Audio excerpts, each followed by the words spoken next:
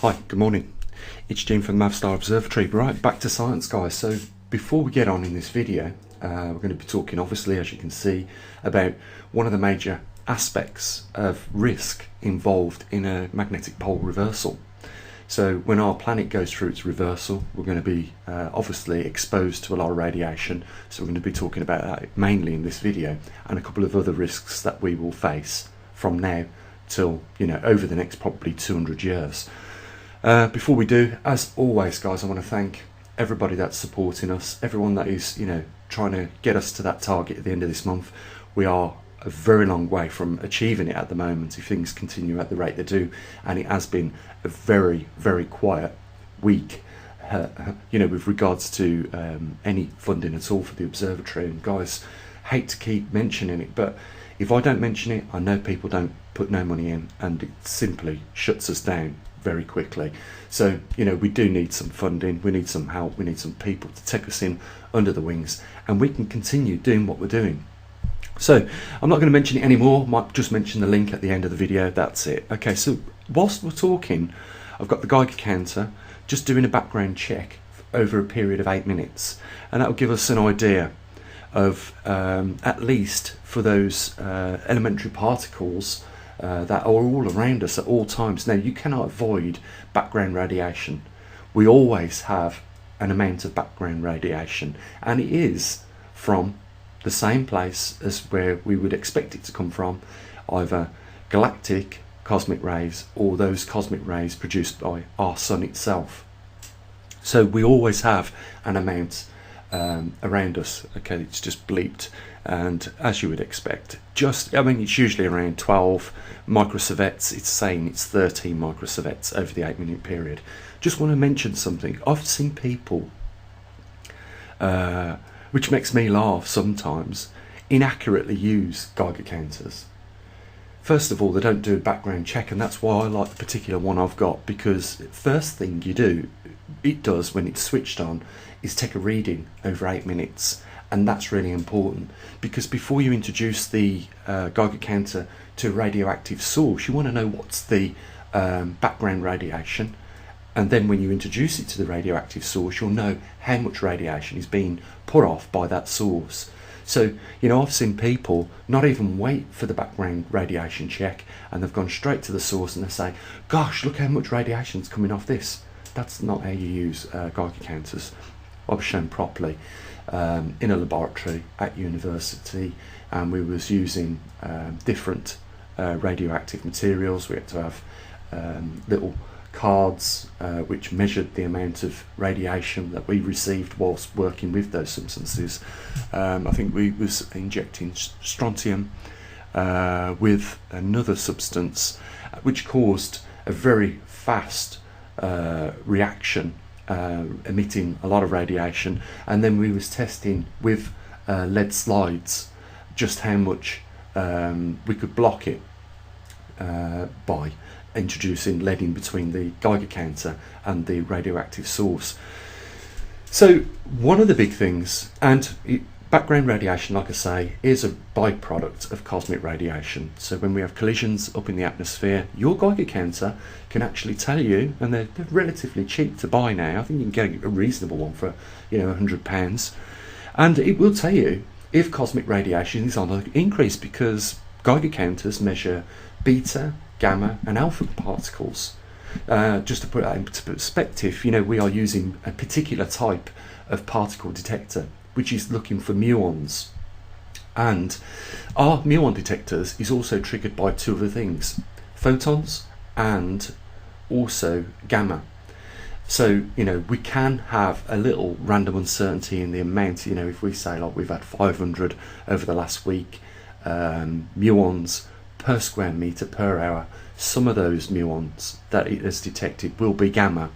And we know we're not going to be detecting photons, because if you look at the cincellate block, that tuned bit of crystal that allows a certain frequency of light to go through it, it's wrapped in electrical tape 2 or 3 times to keep all the light out. So we know we're not picking up photons, but if I just unwrapped it, put it on the windowsill, the light would stay constantly on, because it's picking up all those light particles, or those photons that are going through the cingulate and hitting the silicon photomultiplier. That's what the photomultiplier is looking for. It's looking for traces of light. And when a muon goes through the singlet, it glows, and the silicon photomultiplier, or the SIPM, just detects that bit of light, registers as a count, and that's how our muon detectors work. But in the collisions in our upper atmosphere with cosmic rays and the gases in our atmosphere, when they collide, they smash, and they produce alpha particles, beta particles, and gamma particles, as well as muons, quarks, leptons, electrons, all the elementary particles that make up atoms.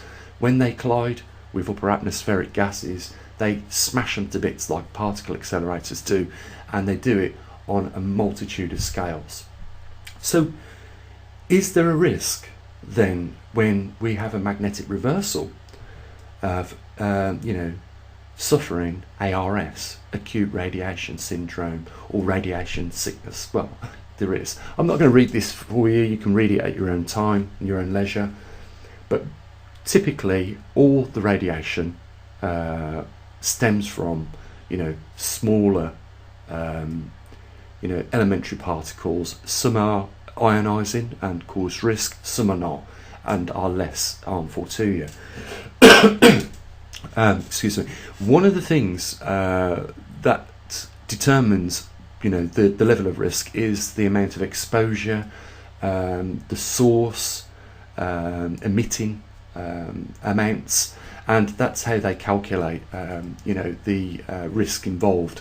So you could have a source which is emitting a lot of radiation, and in that case you wouldn't need to be by it too long to suffer ARS. Or you could have a source that is emitting a little but over a long period of time, and if you spend a long period of time, then the risks are they're arrived from that exposure. So when we go for a reversal, our protective shield, the magnetosphere, weakens probably to around about 5, 6, maybe 10% of its total strength. We know that we've lost probably 20 to 25% over the last few hundred years of the magnetic field strength.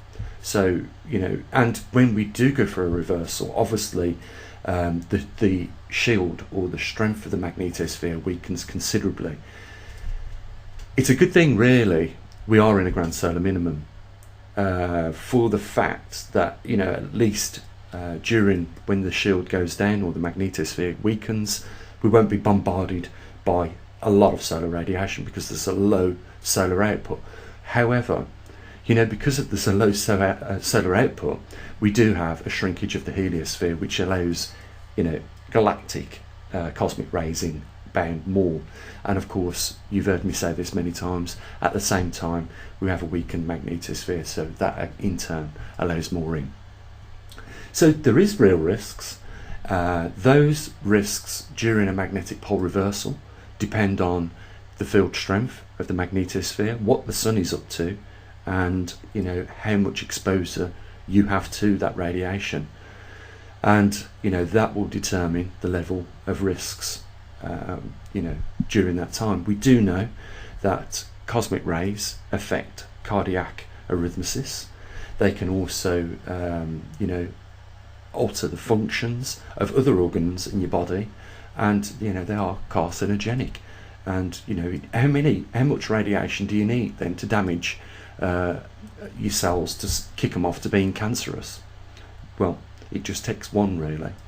If one cell, deoxyribonucleic acid, which is the DNA, is damaged within the cell as a cosmic ray goes through it, then it will mutate itself incorrectly. It will damage the program within the cell that tells it not to, build cells on top of itself. That's usually when you start having lumps form in your body. What's happened is the DNA has been damaged, and it is no longer abiding by the rules of the original code because the code is now damaged. There are a few things that can help. During the Apollo missions, they were giving astronauts antioxidants, because antioxidants slows the cellular reproduction down, and if there is damage in the cellular DNA or the deoxyribonucleic acid, it will have a lot longer time to rebuild itself properly. So, you know, there are things you can do to a certain level, but if the exposure and amount is far worse than what we anticipate, then there's not a lot we can do. And you probably heard on a few other channels when they talk about this that, you know, it can be an extinction level event. Well, that just depends on, you know, how long the reversal takes place, how much of the shield, you know, the magnetosphere weakens, and how much exposure. There's a lot playing into it. But it is not just something that affects human beings, it affects every bit of biodiversity on the planet. All animals, all plants, you know, all vegetation is at risk from, you know, ARS. And it's not just the damage that's caused by, you know, the common radiation like alpha, beta and gamma.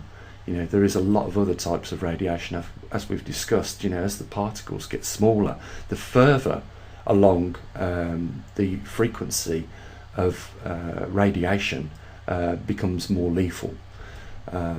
So, you know, there are real big risks that we are facing with just this alone. And if this is just one of those facets on that diamond, you know, then, you know, can you imagine if you had more of these risks, like, you know, climate change, which we're already seeing as a result of more cosmic radiation coming through our atmosphere, creating seed platforms for water condensation, and then, you know, when the clouds fill with this condensation, you know, we have precipitation, and in some cases, you know, this precipitation comes down in large quantities, causing floods around the world. Well, this affects us because, you know, we have got now an ever decreasing arable cropping land, which is, you know, reducing all the time now, it seems. You know, adding to this, professional farmers are finding it difficult to work in this day and age with regards to the changing of those standard seasons that, you know, them and their grandparents you know, would have been accustomed to. You know, the risks now for farmers have never been so great, and, you know, they're just like us. They're just like us at the end of the day. You know, the equipment costs a fortune. If they get it right, you know, they can afford to pay the bills. If they get it wrong, then it almost puts them in a position of bankruptcy. And we are seeing more farmers now around the world go bankrupt, especially in the poorer countries. You know, this was where one of those big companies went into countries like India and exploited them with genetically modified seeds, stating that, you know, you can plant these in wetter climates than you would usually have and still get good yields, or drier climates and still get good yields. And because there is no assurance that the weather these days is going to remain, you know, productive for that crop, the risks are that you can put, you know, seeds in the ground that are designed for a dry climate, and you could have a wet season, a lot wetter season, and of course they're not designed for the both. Where as the ungenetically modified seeds, the ones that have been on our planet for hundreds of thousands of years, have been a good intermediate. So they will survive in wetter climates a little bit more, and they'll survive in drier climates a little bit more. You get a wider bandwidth of production from those seeds, and it shouldn't be as any surprise. You know, these seeds, along with ourselves, have evolved on this planet over hundreds and hundreds of thousands of years. And Monsanto, you know, obviously I'll mention the name once, you know, can't do better than, you know, the research that nature has done over the hundreds of thousands of years in you know, a couple of decades. So, you know, the reality is that they purchase these expensive seeds, they have failures, they lose the crops, and if you look into how many farmers in these poorer countries are committing suicide, you'll be quite shocked. This is not just no longer a common occurrence in the poorer countries. It is spreading, guys, to even our Western and more technical advanced societies like Canada, America, the UK, Europe. This is something that is completely going overlooked by governance around the world. We do have a serious problem, and if it doesn't get acknowledged, and if it's not dealt with now, then it'll be too late. It may already be too late. I mean, we've never had so many people to feed on this planet, and what we are seeing clearly, and the evidence is overwhelming for it, is that good agricultural land going offline. Those skilled farmers losing the business, and those skills going offline as well. This is key players, key land, and it's leading at some point down the road to a massive catastrophe with providing food for the increasing population that we've got on this planet right now. Like I say, they're just like us farmers. They have loans for equipment. If they have a bad year next year, then the loans are foreclosed on them.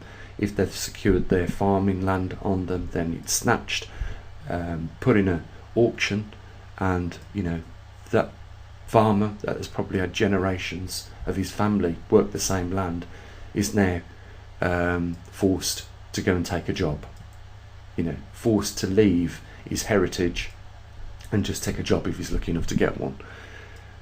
So there are massive side effects to what is taking place right now with just one simple thing, the pole reversal. That's why I say, this is the biggest anomaly mankind has ever gone through, and it should be mentioned regularly in the mainstream media, and it's not. And there should be a lot more scientific research done in the area of geomagnetism, and especially with regard to the fact that this Earth is going through a reversal, because it is not going to be like a lot of people that first come along to the idea of a magnetic pole reversal. It's not just going to be the fact that the compass in your hand no longer points north, but now is pointing south. It's not just going to be that. It's the damage which is being done, and has been done now for the last 20 years at least. It's starting to get more serious as time goes on. It is amplifying, and the weather is becoming worse. We've seen some, I mean, can you believe it? It shouldn't be, we shouldn't be taking this complacent, guys. Our jet streams have merged. We used to have a nice polar jet stream and our subtropical jet stream, both over the northern and southern hemispheres at 30 degrees and 60 degrees north and south. We don't have that no more.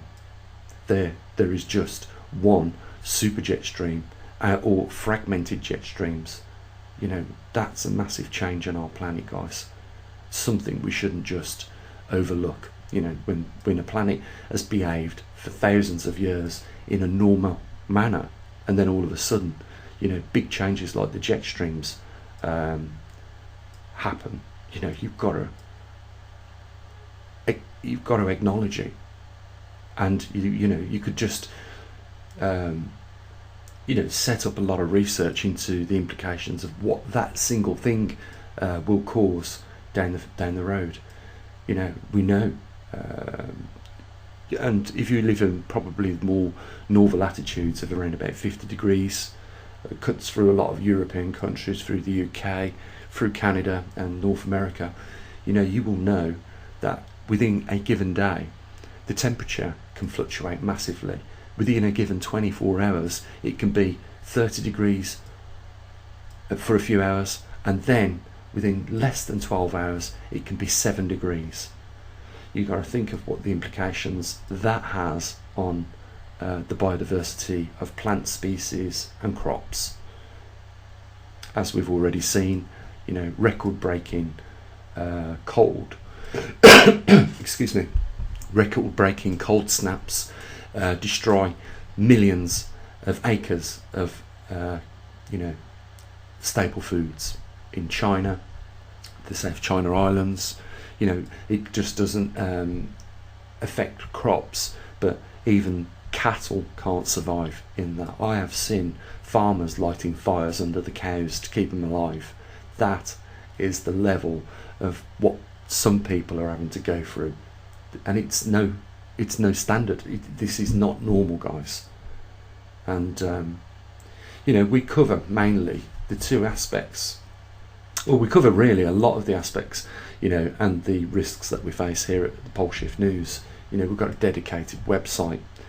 And the other thing I just want to mention is I find it alarming that we have lost 30% of the active eruptive volcanoes at the moment in the space of 2 years on this planet. And, you know, I put it out there, you know, as the activity of the core, you know, slowed down, is it solidifying? If it is, we're in big trouble, you know. And you know, it might for some people that might not be a big issue. You know, might think, no way can that happen to our planet. But you know what? It happened to our neighbouring planet, Mars. Mars had a magnetosphere. It doesn't no more. It had active volcanoes. You know, it doesn't no more. And if the active volcanoes was, you know, slowing down in production, it could have meant that there was, you know, in the core of Mars where the geodynamo was being created, and, you know, in turn causing a magnetosphere. If that slowed down and that was what ended the magnetosphere, then that was certainly what ended the water on Mars's surface and the atmosphere it had.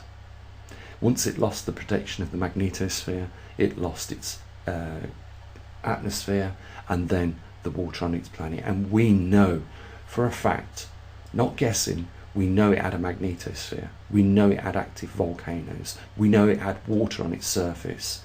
We can see the erosion of the riverbeds from satellites that pass over by it. That we can see where over thousands of years, you know, the water eroded the landscape or the terraform and left now, as we see, the dry riverbeds. So, you know, to say that it couldn't happen to our planet would be completely misleading, because it has already happened to a planet in our solar system. So, you know, is it the fact that our planet is slightly bigger than Mars, that, you know, our core has been active for slightly longer? That question, you know, remains to be found out. And you know, is our core solidifying? And there's another question that needs to be answered, and only through, you know, the study of what we do, you know, on these topics will we find out the answers. We can speculate as much as we want, but unless we do the scientific test, we use equipment to measure things, we're never going to be in the knowledge of what probably lies ahead for us. But one thing is we are no longer decades away from a magnetic reversal. We are not decades away. We are a lot closer than that, guys. We will do our best, you know, so long as we keep getting funding, guys. We will do our best to bring that information to you, because we're all being let down by these big organisations massively. They are not telling us the truth with regards to what is taking place. And I've said this many times, you know how many people are aware of this? Less than 1% of the inhabitants on this planet are aware that the planet is even going through a magnetic reversal. I swear, when I tell people, they say, what do you do? I say, I work in the field of geomagnetics. They say, why? I say, because, you know, you might not be aware of it, but this Earth is going through a magnetic reversal. And they're like, so what? You know, if I just spent more time, you know, just telling them a few more things, a few more facts about this, it would open their eyes, trust me. They would be shocked. They would be concerned. They'd probably say, are we all going to die? Like I get a lot of, are we all going to die? But, you know, it's a reality that not a lot of people have the affordability to be in the knowledge of. I'll tell you that now, guys. So I'm going to leave it here. I'm going to say have an amazing day. There is a link down there if you want to help support us, and we could do with it because it's been a real lazy week, I can tell you that now, guys. And we are miles away from the target at the end of the month. Something, has to change. And, I'll say what I usually do. You take care. Bye for now.